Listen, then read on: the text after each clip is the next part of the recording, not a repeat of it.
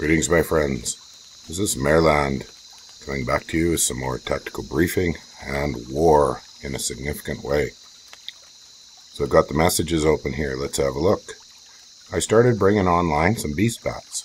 I have enough slave income to start producing extra sacred summons and some jaguar fiends or ocelotls. You can see my blood hunting's pretty solid.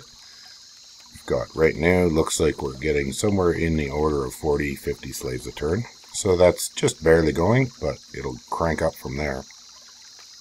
I see there was a bit of a battle between Sarmatia and Calum. Briefly, looks like Sarmatia is doing well, but I'm not going to bother watching it. I think those two can bash each other senseless. I had a major battle. Vanheim decided to get me off his capital again. Now, that's a very substantial loss for me, but look at his numbers. He lost tremendously.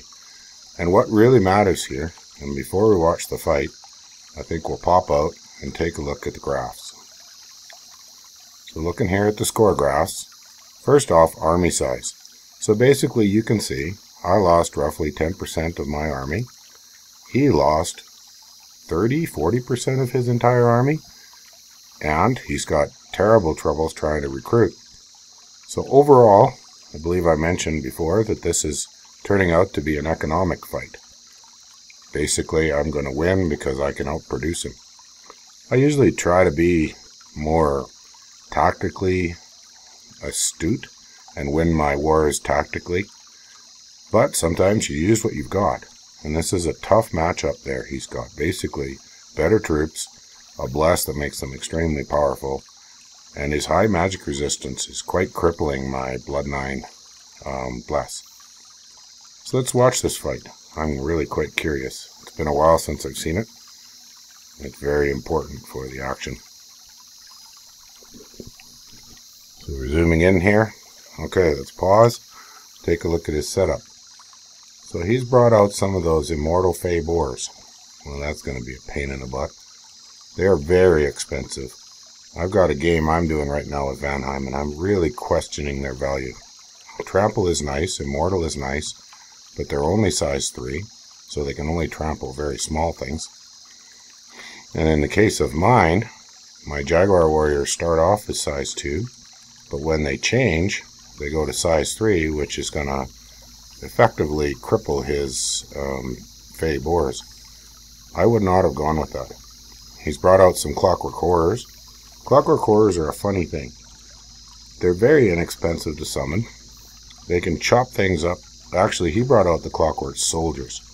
I don't think these are worth summoning. They have a single attack with a very plain attack skill.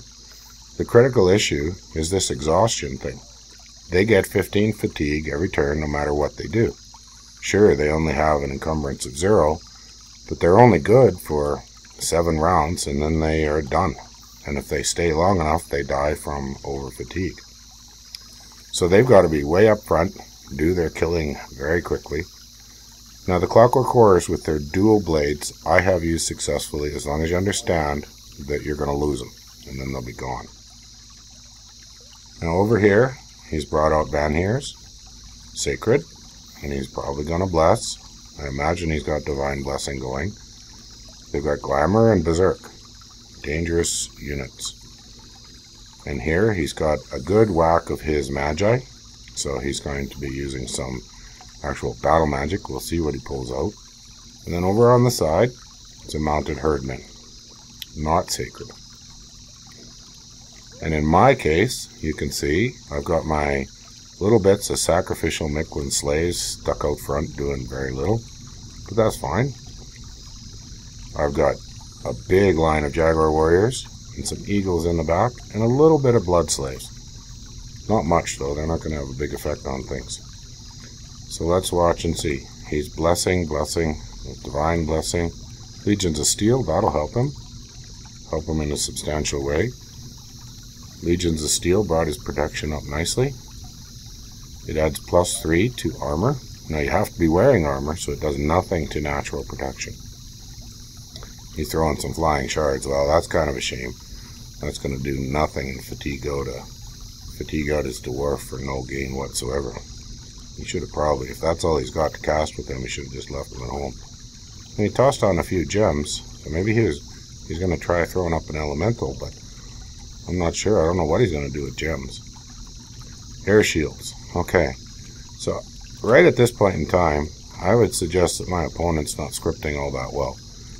There's no reason to use air shield versus me. I have nothing to shoot him with. And he knew what was in that province. He could have checked the scout reports. So he's just wasting a buff cycle. He'd be better off to have his guys hold. So here we go. Let's take a look at those clockwork soldiers. See, they're halfway kaput already and they haven't even engaged. 45 fatigue. So they've got 4 more rounds till they're finished. More flying shards. Really quite a shame. Now he could have spammed Sermon of Courage. That would have helped him. Speed things up a bit. Yeah. Very questionable choice here. Spamming flying shards. It's not going to do a thing to my Jaguars when they get up there. And you can definitely see that the choice of having my slaves here tied up as clockwork soldiers worked very well for me. So now he's going to cast flying shards at my Jaguars and risk losing a mage to Blood Vengeance for the sake of doing almost nothing against regenerating blessed Jaguar warriors. He's moving forward, so I've taken a little bit of damage. Here's one of my Jaguars. Here we take a look. He's now size 3. So basically, if his Fey Boars got a successful trample, all they're going to do is turn my Jaguar warriors into Jaguars and eliminate their only useful attack. Because their gore is an attack 9. A little bit of damage, but that's basically trivial. You see it's continuing. He's throwing out some lightning. It's a pretty high risk strategy. I know I killed some of his commanders. I assume it must be these Van Herses that came rushing forward. Once again to review, he's got the F9 Bless. And a little bit more, I believe. Yep, he's got A4, Air 4 for a little precision. Not bad. Useful, I guess, if you're going to be spamming lightning bolts and things like that. But you can see right off the bat, those Fey Boars mounted to nothing. They melted. Up here, his mounted herdmen are being chopped to shreds. Oh, and he's hitting his own guy with lightning bolts. That kind of hurts. I really want to kind of see... Oh, there we go. He lost a dwarf. One of them got hit with a Blood Vengeance. Yeah, I would definitely question whether or not this was very valuable. I see I tossed out a Hellfire with the little bit of slaves I have. So that's kind of sweet. And we know already that I do lose this fight. But I can afford to. Lots of action here. A little bit of Blood Vengeance working. Some more Hellfire doing some damage. Now what's happening with these clockwork soldiers? See? They're finished. That's it. Now they just get chopped up at will.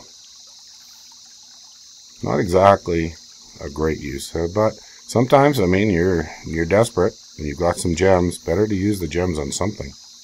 Boy, those lightning bolts are chewing me up. And I see I haven't knocked any of the glamour off these guys, so I guess, yeah, magic resistance is 17, so it's a pretty slim chance the Blood Vengeance will hit back on those Van Magi. I think I don't really need to see this whole fight. For folks that want it, you can download it. You can tell it's going to go, yeah, those guys with their Berserk and Fire 9 are chopping me up pretty bad. But overall, what have we done to him? Oh, I can't see his unrest here because I don't have a spy. I've only got basic scouts and don't have anybody left there. Kind of a shame, sort of a loss, but a livable situation. For other action, I'm reforming. Got some serious blood hunting going on. I greatly doubt he's going to come out at me right now, but I bought some province defense. I've got some guys geared up and set. I brought out those little fiery imps, set them in a line in the front. Kind of sad that the only thing I have to lead them right now are Mictlan priests with their really crappy leadership, but that's all that I had in the space that has undead demon leadership. Still, I don't think it's going to be much risk. This fort is completed. And, oh, here's an interesting note. I'm casting Blood Feast. This guy got some pretty nasty afflictions, diseased, weakened, and battle fright. And he's a valuable unit. Blood Feast turns him into a cannibal, which means he'll eat a little bit of population. But I think that's a pretty inexpensive disadvantage to heal a valuable capital-only mage. I wouldn't do this on just any unit, but in this case, I really need those High Priests of the Sun. Action in other places. Got some blood hunting. Looks like if this is the turn as I actually sent it, I forgot to give these two guys a job. Oh well. Everybody makes mistakes. Sometimes they're just a little bit of thoughtlessness. Still moving around doing site searching. Collecting up some more troops. I believe here, we got some ocelots and a beast bat. So we'll be bringing those forward with our additional armies. Here's some reinforcements moving forward. The whole business of leading undead and demon troops with undead leadership is a fair challenge in this game. Now I think you could see here that I'm just kind of sitting in this water. I'd like to take these amber clans, but with the other action I just don't have time to concentrate on it. I'm spending all my money on Magi and the recruitment of Jaguars. And you can see here I couldn't even afford to get any Jaguars there, but I am buying them closer to the front. So I've still got a great army, a ton of slaves. It's a little inflated because of my slaves, but those are patrolling, helping the blood hunting work better. And that kind of covers the basics of this turn. I'm not going to do 2 turns today. I like to keep my videos at that 12 to 15 minute limit. Works well for me, and hopefully it keeps your interest up so you enjoy it. Have a good one, my friends. Hope to see you in game.